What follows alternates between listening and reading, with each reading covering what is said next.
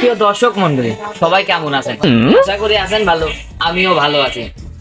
কাল পবিত্র ঈদুল আজহা, তাই চলে আসেন চুল কাটতে।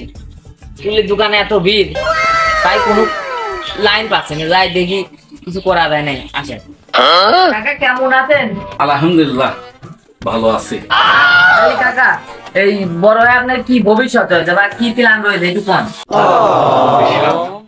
দেশের যে অবস্থা হয়েছে এখন, যে আগেও বাল কাটবো না পরও বাল কাটবো না, তার আর উপায় না। আমি পারি না, আর পারি না। আপনারা তো দেখতেছেন কাকার দোকানে কত ভিড়, আর দেখেন দর্শক কত। চুল কাটা কালকে ঈদ যাবি, দেখেন ভাইরা কোন কি কাটিং দেয়। এখন একবার কাজ যাবো, এখন আসেন দেখি কি বলে ভাই। ভাই বসি একটু। ওকে বলে ভাই, কালকে যারা ঈদ যাচ্ছে, এই ঈদে আপনি কি কাটিং দিতে যাচ্ছেন? কালকে এর আগে দিলাম শাহরুখ খান, তার আগে দিলাম সালমান খান, এবারে এমবাপ্পু কাটিং দেওয়া যায় না। এমবাপ্পু কাটিং। ওই কাটেল। কালকে যে ঈদ, আপনি কোনে কি করতে কাটতেছেন তুই? কালকে একটা ডেট রয়েছে, দেখা করতে যাচ্ছে। কার সাথে? বাড়িওয়ালা। ও বাড়িওয়ালা আছে, তাহলে আপনি থাকেন। এখন আমরা আরেকবার কাজ যাবো, দেখি সে ভাই কি বলে। ভাই কেমন আছেন? আলহামদুলিল্লাহ ভালো আছি।